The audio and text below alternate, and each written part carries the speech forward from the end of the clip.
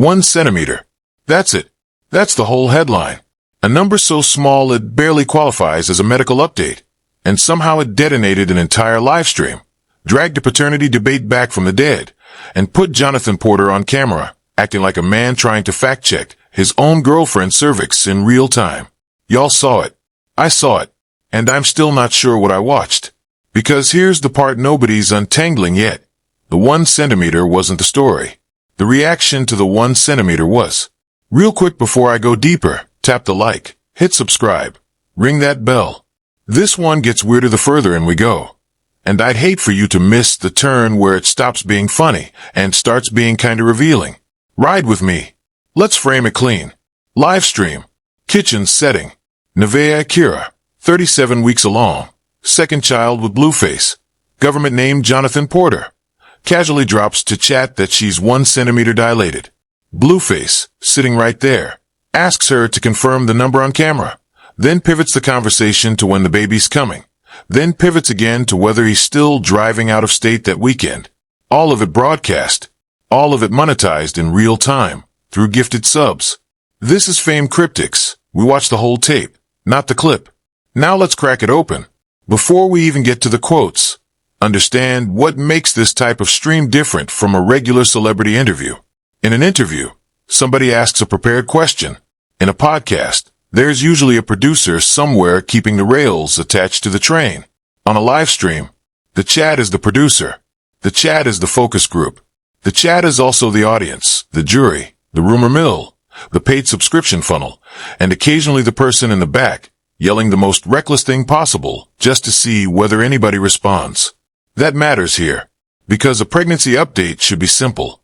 We're getting close. The baby is healthy. We're excited. End of story. But the minute a number enters the chat, 1 centimeter, 2 centimeters, 37 weeks, membrane sweep, delivery date, the conversation stops being private health information and turns into a live betting market. People start guessing dates. People start projecting relationship problems onto a hospital bag. People start asking questions the people in the room may not even be ready to answer. And Jonathan and Nevaeh know that dynamic better than almost anybody watching. That is the hidden machinery under the kitchen table chaos. They are not just having a conversation. They are watching the conversation become content while they are still inside it. That does not automatically mean every moment is fake.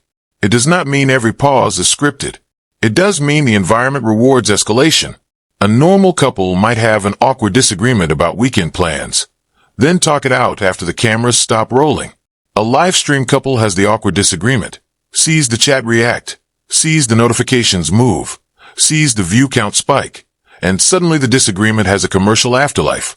That is where this gets uncomfortable. Not because a pregnant woman said something wild. Not because Blueface looked attached for 30 seconds. Because the whole setup makes it profitable for nobody to fully de-escalate. And once you see that, the 1 centimeter headline starts looking less like a health update and more like the opening bell. The quotes, unfiltered, straight from the stream. Nevaeh says, and I'm reading this back exactly. You was in there with me. I know. But it's more credible if you said. Then, one beat later, 1 centimeter dilated, but his head down. And I think he's going to force his way out. YouTube livestream clip, reportedly aired August 2025, per Neighborhood Talk repost. Read that again. More credible if he said. She's coaching him through the reveal. On stream. In front of a live audience, gifting subs by the second. That's not a slip. That's staging. But let's be precise with the word staging, because people hear that and immediately jump to fake pregnancy. Fake relationship. Fake everything. No, that is not what the tape proves. What it shows is presentation awareness. It shows two people deciding, in real time, who should say the information and how the audience will receive it. And that is a very different thing. If Nevaeh says it alone, chat can call it cap, exaggeration, trolling, whatever word they have loaded up for the day. If Jonathan confirms it, the moment becomes a couple update. It becomes joint content. It becomes more believable to people who have already decided that every word out of her mouth needs a witness. That is dark when you say it slowly. Because why does a woman in late pregnancy feel like her own update needs to be more credible if the father says it? Who exactly is the audience here? The fans. The hate watchers. The people who have spent months picking apart every announcement? Or the partner sitting next to her, whose public confirmation turns a private physical reality into something the internet is allowed to accept? That one sentence has layers. And no, a single sentence is not a diagnosis of their relationship. It is not proof of manipulation, but it is a clue to the atmosphere. In that room, credibility is negotiated. In that room, the camera is part of the relationship. Search results and reposted clips describe Blueface discussing Nevaeh being approximately 1 to 2 centimeters dilated and suggesting the baby could arrive soon. But the available public reposts are inconsistent about timing and exact phrasing. That is worth keeping in mind before anybody turns a clipped exchange into a medical report. Then this one, and this is where my eyebrow went up. Sub up if you think it's not his baby. Let me see something. Pay for the DNA test.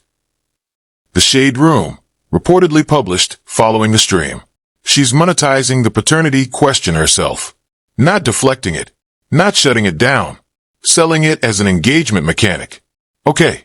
And here is the part that separates a random reckless joke from an entire content strategy. She did not merely acknowledge the allegation. She gave it a price tag. That is the play. The paternity question has been floating around their content orbit long enough that it is no longer just a rumor in the comment section. It is a ready-made prompt. It has a trigger phrase. It has predictable reactions. It has people who will defend her, people who will attack her, people who will claim they are just asking questions, and people who will pay to make sure their question lands above everybody else's. That is not gossip anymore. That is product market fit. Again, that does not establish anything about paternity. It establishes something about the business model surrounding doubt.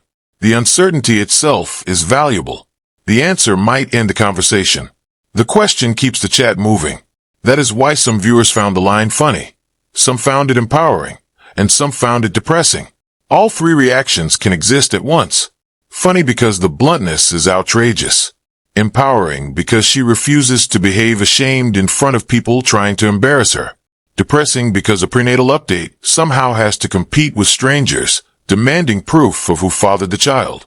The social media reposts that surface in search results do show versions of the pay for the DNA test exchange, though repost captions and overlays should not be treated as independent confirmation of every broader claim surrounding the relationship. Blueface's contribution to the medical portion of the evening?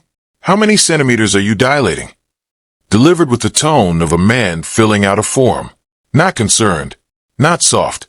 Curious in that flat, on-camera way where you can't tell if he's asking her or asking the chat. And if you watched it cold, with no context, you could read that question in at least three ways. 1. He is genuinely trying to understand what is happening, and he is just not good at sounding emotionally present on camera. 2.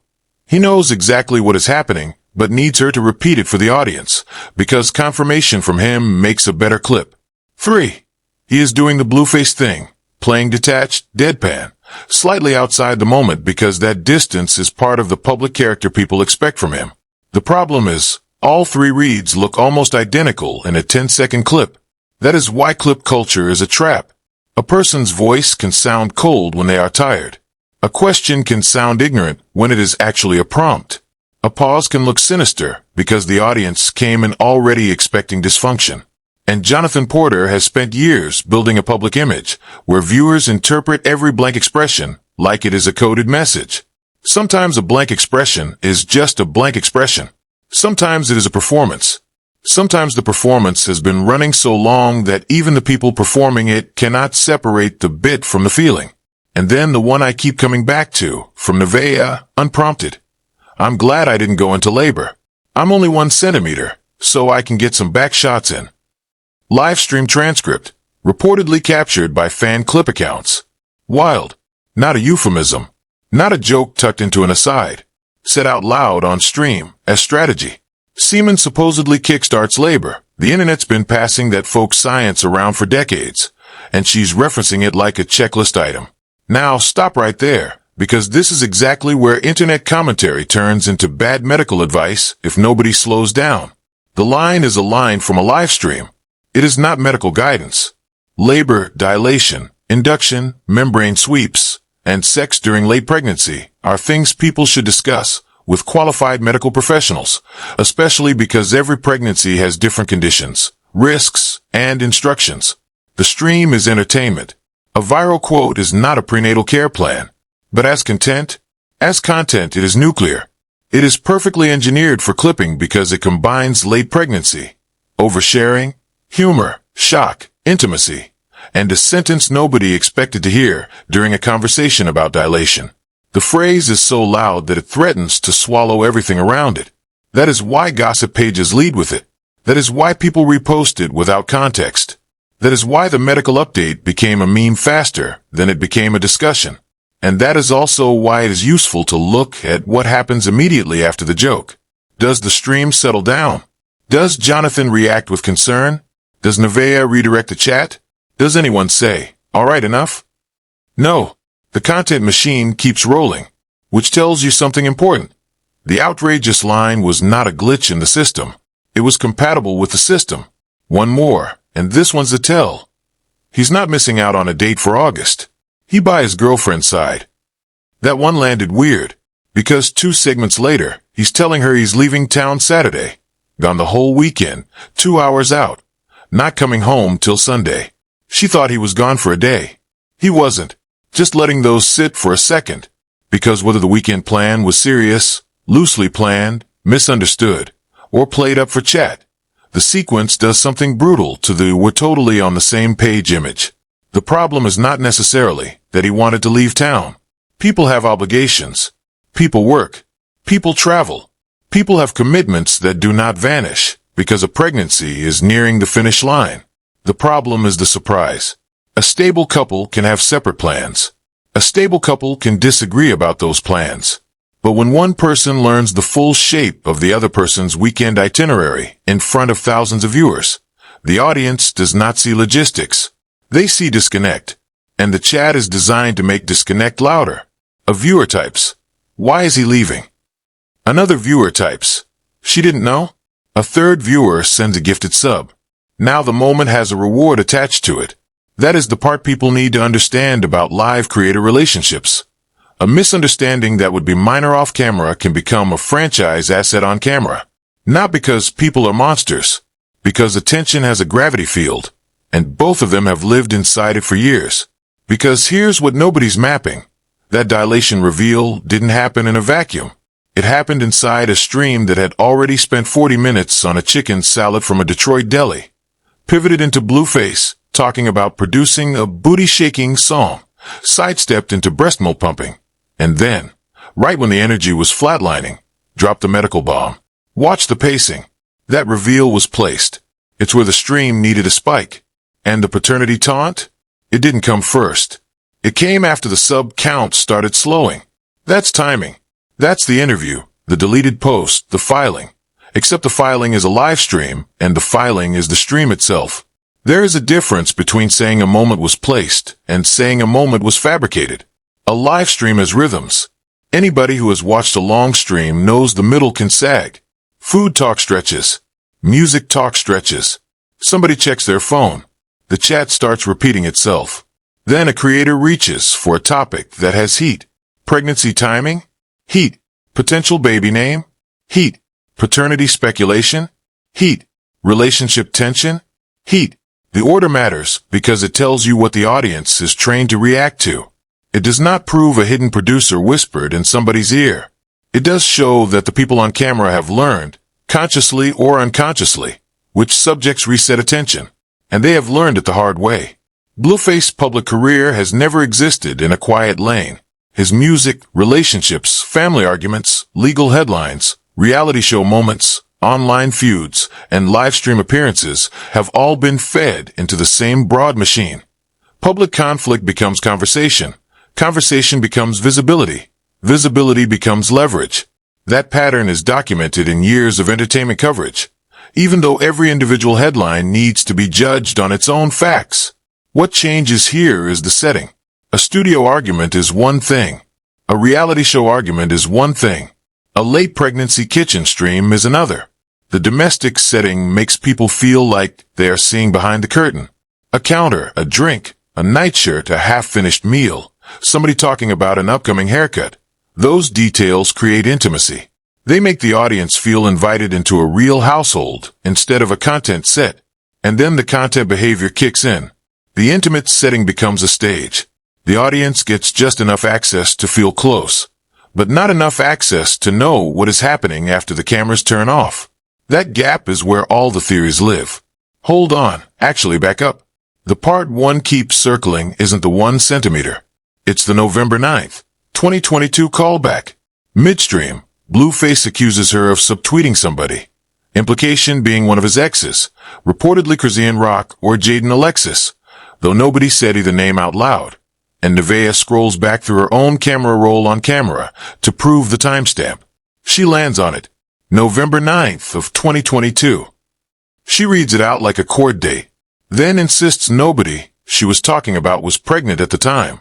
He pushes back. She holds the line. Screenshots reportedly circulated by all hip-hop commenters. That's the fracture. That's the actual receipt in this whole broadcast. Not the centimeter. The camera roll. And the reason that moment matters is not because a screenshot from 2022 solves some giant mystery. It does not. Old posts get interpreted differently depending on who is reading them. Subtweets are vague by design.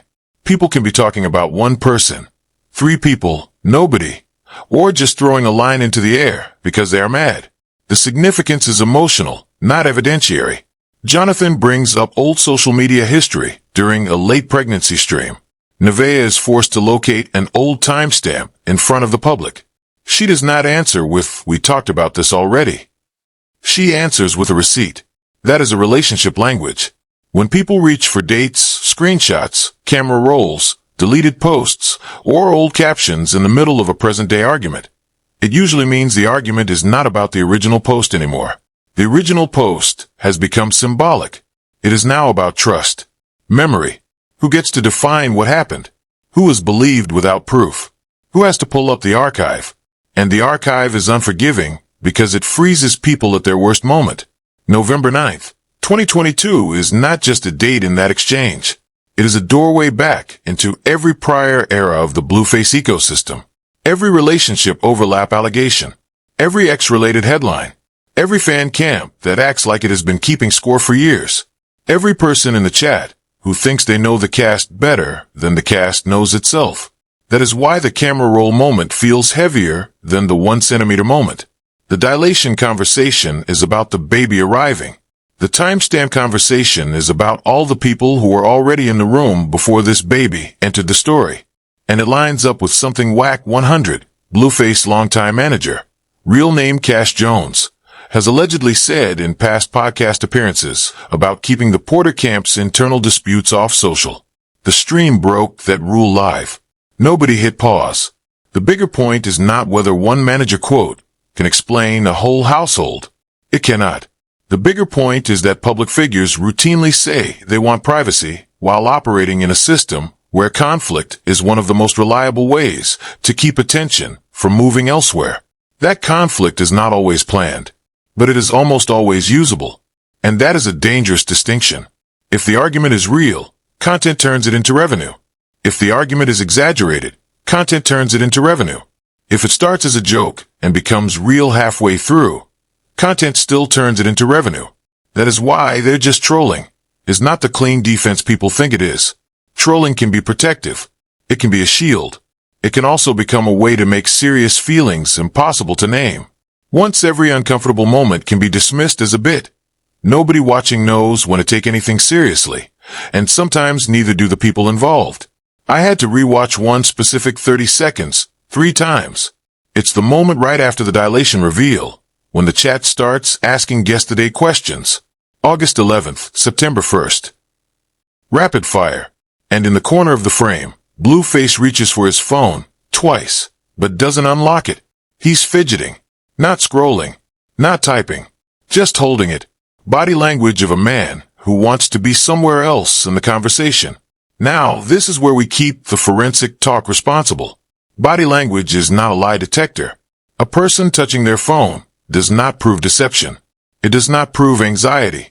It does not prove that they are checked out. It can mean literally anything from habit to boredom to a notification to wanting something to do with their hands. But visual details matter in storytelling because they tell us what the audience noticed. Blueface reaching for his phone twice becomes part of the narrative, not because the gesture proves some secret. It becomes part of the narrative because it clashes with the supposed intimacy of the moment. The chat is discussing a baby's arrival. Nevaeh is giving a physical update. The room is supposed to be emotionally centered around that. And then there is this little visual of him half exiting the moment, without physically leaving the chair. That is why people replay it. Not because it is conclusive, because it is symbolic. And symbolism is the raw material of celebrity content. A phone in a hand becomes distance. A fresh haircut becomes priorities. A weekend trip becomes abandonment. A nightshirt becomes vulnerability. A kitchen becomes a courtroom. The audience builds the case out of objects. Then there's the audio detail. Listen to her voice when she says, "I'ma get my membrane sweep tomorrow 'cause I want him out." The pitch drops. The energy flattens. That's not performance. That's exhaustion leaking through the entertainer voice. A tell. Or maybe it is simply a person at 37 weeks talking about wanting a pregnancy to be over. That is the more humane read, and it is worth protecting. The internet has a bad habit of treating every tired woman as evidence of a failing relationship. Sometimes tired is just tired. Late pregnancy can be physically draining. Constant conversation can be draining. Being live while strangers debate your baby can be draining. Having your private timeline turned into a comment section referendum can be draining. The fact that she can still joke does not erase that. The fact that she can monetize the joke does not erase that either. People are allowed to be strategic and exhausted at the same time. People are allowed to be funny and overwhelmed at the same time. People are allowed to willingly participate in content and still deserve basic human grace when the content becomes invasive. That is one of the hidden contradictions in Nevaeh's role here. The internet wants to flatten her into one of two characters, mastermind or victim. But the tape suggests something more complicated. She is clearly comfortable on camera. She clearly understands what makes a clip move. She is clearly willing to spar with the chat instead of letting the chat define her. And she also sounds like someone carrying the weight of being visibly pregnant inside a relationship narrative that existed before her and will probably continue after her. That is not a contradiction. That is the job. One more lens, the wardrobe of all things. She's in a nightshirt. He's fully dressed.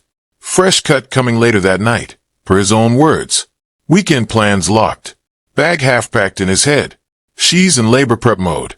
He's in performance mode. Same room. Two different calendars. If you were looking for the visual thesis of the whole stream, it's that split frame. Now let me sharpen that without pretending clothes can explain a relationship. Wardrobe is not evidence, but in a visual medium, it is context. Nevaeh's presentation reads domestic, end of day, inside the house, body first, baby first. No need to put on a show except the show is happening anyway. Jonathan's presentation reads outward facing, groomed, moving, preparing for something beyond the room, still in public person mode. That contrast is what viewers lock onto because it makes the emotional split visible. She looks like she is living inside the immediate countdown. He looks like he is maintaining his regular orbit. Again, that may be unfair. He could have been handling business. He could have been trying to keep normalcy. He could have been dressing for something completely unrelated to the pregnancy. But live streams do not give people the benefit of a full day's context. They give them a frame. And the frame was doing a lot. The tabloid takes on this have already fractured into three camps, and none of them are reading the same tape. Camp 1, the outrage frame. Outlets like the Shade Room reportedly ran with the backshots, quote, as the headline, treating it as shock content. That angle isn't wrong. It's just lazy. It grabs the loudest sentence and calls of story. Camp 2, the concern troll frame. Certain gossip blogs allegedly leaned into the paternity taunt as evidence that something's off, dragging Carlisa Saffold's old commentary about Blueface relationships into the mix, even though she reportedly hasn't weighed in on this specific stream. That's recycled outrage dressed up as analysis. Camp 3, the fan camp defense. Comment sections on Hot New Hip Hop and reposts on Wrap Up reportedly filled up with viewers arguing Nevaeh's just being real, and that the paternity joke was a bit. Steelman version. She's controlling her own narrative by inviting the accusation instead of hiding from it. There's a version of that read that works. A pregnant woman turning her most vulnerable moment into contentions is, on paper, a power move. But the Steelman falls apart when you look at the camera roll moment. Because that wasn't controlled. That was reactive.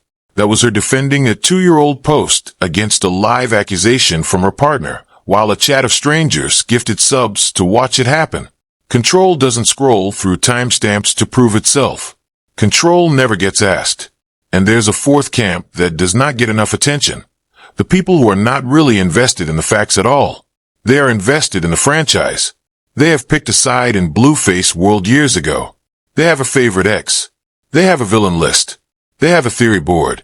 They know every old caption, every rumored overlap, every family member's live stream, every court headline, every diss, every argument, every house, every baby reveal, every time somebody wore a ring, took it off, unfollowed, followed back, or appeared in a clip with the wrong facial expression. For that audience, the 1cm stream is not a new story. It is an episode. And episodes do not get evaluated on what actually happened in the episode. They get evaluated based on whether they support the season-long theory. That is why the paternity joke immediately becomes evidence for people who already suspected something. That is why the domestic framing immediately becomes proof for people who want a redemption arc. That is why the old camera roll post becomes a smoking gun for people who have been waiting to reopen 2022. The facts get less important than the role they play in the fandom's existing mythology. That is not journalism. That is participatory storytelling. And the gossip pages know it.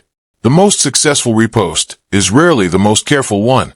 It is the one that leaves enough ambiguity for every camp to fight under the same caption. A clean explanation dies quickly. A question mark lives forever. Is she trolling? Is he serious? Was that shade? Why is he leaving? Who is she talking about? Why did she say it like that? Every one of those questions is free inventory. Shifting gears. Everyone's treating this stream like a mess. It isn't. It's a rebrand. And this is where I might lose some of y'all, but stay with me. The Blueface public arc for the last 3 years has been chaos-coded. Court dates, custody drama, reality TV volatility with Chrisian Rock, Chrisian Malone, mother of Chrisian Jr., that turned every appearance into a liability. The industry read on him was unmanageable. That's what the whispers in the label politics conversation reportedly sounded like. So what does he do? He pivots to Nevaeh. Different energy, different domestic setup, different content register, kitchen streams, baby bags, custom robes, coconut water runs. The optics screams settled. Whether the reality matches is a separate question. But here's the pivot phrase, the backshots to induce labor line, the sub-up for the DNA test line, the more credible if you said line. Those aren't accidents inside a stability rebrand. They're insurance policies. If the stability red lands, great, he's a family man. If it doesn't land, he's got plausible deniability baked in. We were just trolling. That's how we talk, chill. Both doors stay open. The stream is a hedge. That hedge is bigger than Jonathan and Nevaeh. This is what celebrity relationship content has become. Nobody wants a clean rebrand because a clean rebrand is fragile. If you present yourself as completely healed, completely private, completely stable, then every future conflict looks like proof you lied. But if you build chaos into the brand from the beginning, you get flexibility. A sweet moment becomes growth. A reckless moment becomes humor. A tense moment becomes, that's just how we talk. A contradiction becomes trolling. A breakup becomes content. A reunion becomes content. A pregnancy announcement becomes content. A rumor becomes content. And the audience, because it has already been trained to expect volatility, will accept the whole thing as a genre. That is why chaos coded is not just a mean phrase. It is a commercial identity. It tells people what type of stream they are clicking into. It promises unpredictability. It promises somebody might say too much. It promises a moment clean enough for a clip page and messy enough for everybody to argue about afterward. The domestic rebrand does not erase that identity. It repackages it. Kitchen chaos hits differently from club chaos. Baby bag chaos hits differently from reality show chaos. Pregnancy content chaos hits differently from diss track chaos. but it can still run on the same fuel. And Nevaeh isn't the victim of that hedge. She's the co-architect. Look at how fast she pivoted from the dilation update to the DNA test subtaunt. That's not a woman who accidentally walked into content. That's a woman with a stream monetization instinct sharp enough to know exactly which sentence spikes the gifted sub-graph. Rella Baby, Sam, Kai Bands, the extended orbit around this couple, reportedly stays quiet during these streams for a reason. The couple runs the room. The room doesn't run them. That line needs one caveat. Co-architect does not mean she carries equal power in every part of the relationship, and it does not mean audience participation is harmless. It means she is not presented here as someone who has no awareness of the camera or no ability to direct the moment. She knows the room. She knows when the chat is bored. She knows how to turn a hostile question into a paid question. She knows that the fastest way to disarm a rumor is sometimes to say it before your critics can say it for you. That is a creator skill. It is also a survival skill. Because once the internet has decided it owns access to your relationship, silence gets read as guilt. A denial gets read as panic. A joke gets read as confession. A confirmation gets read as a new detail to attack. There's no perfect response. So some people lean into the fire, because at least they can control the temperature for a minute. Sharpen jab number 1. The "we so in love" framing collapses the second he confirms he's leaving for the weekend and she didn't know. Real domestic stability doesn't get surprised by a Saturday itinerary on camera. Or, to give the fair version, real domestic stability can still involve poor communication. The point is not that a weekend trip proves anything. The point is that it landed like a disruption inside a stream trying very hard to sell togetherness. And that is the conflict at the core of the whole broadcast, image and timing. They are physically together. They are verbally connected. But their schedules, priorities, and emotional temperatures seem to be moving at different speeds. Number 2. The paternity joke isn't a joke. Jokes get told once. This one's a recurring bit across multiple streams reportedly. A recurring joke becomes a brand element, and brand elements have consequences. The more often paternity gets used as a punchline, the more the audience will believe it is an open question even if the people on camera think they are obviously kidding. You cannot repeatedly sell uncertainty and then be shocked when people buy it. Number 3. Monetizing your own paternity accusation by turning it into a sub-goal is either the most cynical creator move of 2026 or the most honest one. I genuinely can't decide. Maybe it is both. Maybe the honesty is the cynicism. Maybe everybody in the room knows that strangers are going to speculate no matter what. So Nevaeh decides she might as well profit from a speculation instead of being wounded by it for free. That is a grimly logical move. It is also the kind of move that reveals how much the internet has distorted ordinary boundaries. Number 4. For a man supposedly locked into fatherhood mode, Blueface spent more airtime in that stream discussing beat production and haircuts than the baby. Now, some of y'all are going to say, men talk about regular life around pregnancy. That does not mean they do not care. Fair. Completely fair. But narratives are built through contrast. If the entire stream is supposed to make people feel the gravity of an imminent birth, then casual talk about beats, food, grooming, trips, and random side missions can make the fatherhood content feel like one tab open among 20. That might be the truth of the household. It might be a performance choice. It might just be a long stream wandering, wherever long streams wander. Still, viewers noticed the imbalance because the baby was the headline and the energy did not always match the headline. Number 5. And this one's almost sympathetic. Nevaeh sounds tired. Not in a way she's performing. In a way that leaks through. Being 37 weeks pregnant while running an engagement-optimized broadcast where you have to police the chat, defend a 2022 post, joke about induction methods, and monitor your partner's weekend plans in real time. That's a workload. Whatever this rebrand is costing him, it's costing her more. And that is probably the cleanest observation in the entire story. Not a theory. Not a paternity claim. Not a body language diagnosis. A workload. Pregnancy is already a workload. Public pregnancy is another one. Pregnancy while live is another one. Pregnancy while people repeat old relationship history at you in a paid chat is another one. You can see why the tone slips at certain moments. The entertainer voice cannot stay perfectly switched on forever. Number 6, the absurdist one. A grown man asking his partner, "How many centimeters are you dilating?" on camera like he's reading a script off a teleprompter he lost his place in. That's a scene. And it is a scene because it contains the entire thesis in miniature. Medical reality, relationship awkwardness, audience awareness, comedy, and a question that would have been normal in private but becomes surreal when it gets broadcast to thousands of strangers. Closing this section on this, the 1 centimeter wasn't the reveal. The stream itself was. The stream showed the terms of the arrangement. It showed that even the vulnerable moments are negotiable on camera. It showed that doubt can be monetized. It showed that old receipts are never really old when the audience keeps an archive. It showed that domesticity can be sincere and still be a branding tool. It showed that a person can be laughing, trolling, selling the moment, defending herself, and sounding tired all in the same hour. And it showed the audience something they probably did not want to admit. The reason this keeps happening is not just because Jonathan and Nevaeh go live. It is because viewers reward the exact moments they claim to be worried about. There is an old formula in celebrity culture. Scandal creates attention. Attention creates negotiation power. Negotiation power creates another platform, and the platform creates more scandal. Livestream culture speeds that formula up.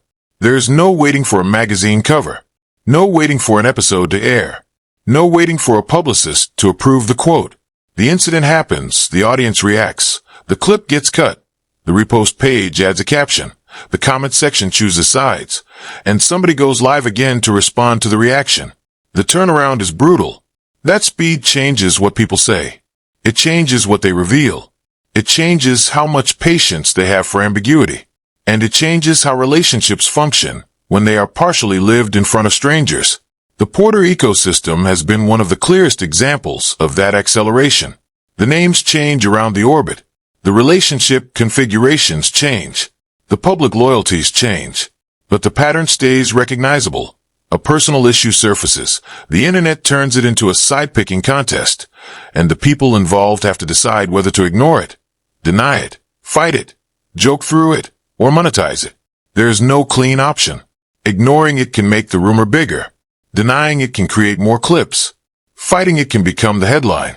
Joking through it can make people think there is truth underneath. Monetizing it can make people think you do not care. So people improvise. And the improvisation becomes the story. That is why the 1 centimeter stream has so many layers despite being, on paper, a simple pregnancy update. It sits at the intersection of every public pressure point this couple already had. Credibility, former partners, paternity gossip, fatherhood optics, money, audience control, and the question of whether their relationship is a life being documented or a show being produced. The answer is probably not one or the other. It is both, and that is why it keeps getting messy, eh? Watch how the next 72 hours land. The baby's coming. She's already asking for a membrane sweep. Already at 37 weeks. Already talking eviction. Once the birth hits the timeline, the paternity taunt gets tested for real. Not by the chat. By the internet at scale. And whichever way the announcement is framed, hospital photo, name reveal, silence, will tell us whether the stability rebrand is holding or whether the hedge doors are already swinging open. The immediate aftermath of any birth announcement is usually where the real communications strategy shows itself. Do they post together? Do they keep it simple? Do they give the audience a name immediately? Do they show the baby? Do they wait? Do they make a joke? Do they address the paternity comments, ignore them, or turn them into another stream topic? Every option sends a message whether they mean it to or not. A joint hospital photo says unity to some people and performance to others. A solo post says independence to some people and trouble to others. Silence says boundaries to some people and concealment to others. That is the trap of having a relationship audience. Even restraint becomes content, and the audience will be looking for tiny signals. Who captions what? Who appears first? Who comments? Who does not comment? Whether the tone is celebratory, defensive, funny, polished, exhausted, distant, or unusually quiet. Most of those signals will be overread, but they will still shape the story. The path that flips the table. Nevaeh drops the joint content strategy after the birth. Go solo. Reframes her platform around motherhood without him in every frame. That's the move that actually gives her leverage. Because right now the content ecosystem she's built is codependent. Half her engagement is powered by his notoriety. Once the baby's here, she's got her own gravity. Don't be shocked when the solo streams outperform the joint ones by month 2. And let's be clear, this is a strategic possibility, not a prediction disguised as fact. There's a real difference between being visible beside a famous partner and building an audience that returns specifically for you. Nevaeh has already shown she can carry attention. She can hold a live room. She can answer the chat. She can turn an uncomfortable prompt into a memorable moment. She can make the audience feel like something might happen if they stay another 10 minutes. That is a platform skill. The question is whether she wants a platform built around the relationship narrative or a platform that can survive outside it. Because relationship-driven attention is powerful but unstable. It creates huge spikes. It also makes every personal decision subject to public interpretation. A solo motherhood lane would not automatically free her from that, but it could change the center of gravity. Instead of what did Blueface say? The question becomes, how is Nevaeh doing? Instead of, are they together? The question becomes, what is she building? That is a different business, and it is a different kind of leverage. 5 years out, the residue. This era of hip-hop partner content is going to be studied.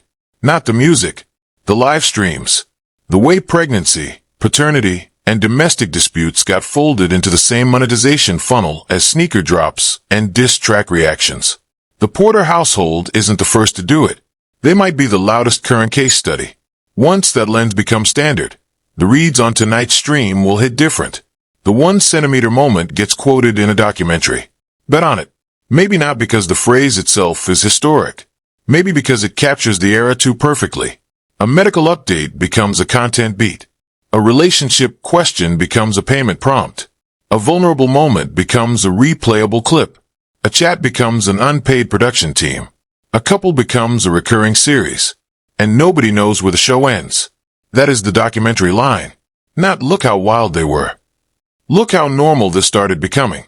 Look how quickly private life got converted into a format. Look how the audience learned to treat emotional uncertainty as something to refresh, repost, react to, and financially support. That is bigger than Blueface. Bigger than Nevaeh. Bigger than one baby announcement. Their stream just puts the mechanism in high definition. And the opposition, the camp still pushing the it's not his baby narrative, that one fails on contact with reality.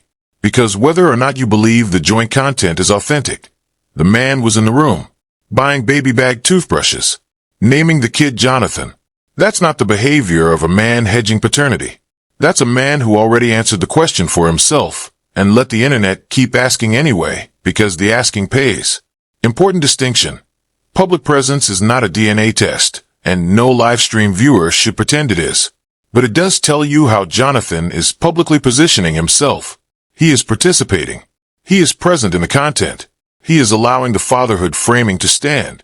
And unless he personally says otherwise through a credible statement, outside viewers do not get to convert a comment section theory into a fact.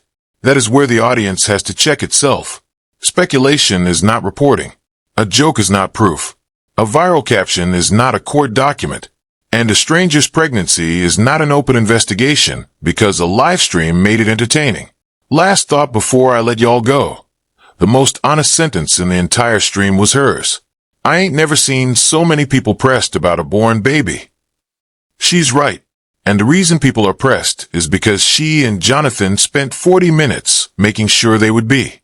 That sentence is funny, but it is also the whole contradiction sitting there with no makeup on. They are frustrated by attention. They are fueled by attention. They are defending privacy inside a public broadcast. They are inviting the audience in and then reminding the audience it does not belong there. Both things can be true. The cleanest read is not that they fooled everybody. The cleanest read is that the audience and the creators are locked in the same loop. The audience wants a reveal. The stream gives them a reveal. The audience wants uncertainty. The stream gives them uncertainty. The audience gets reckless.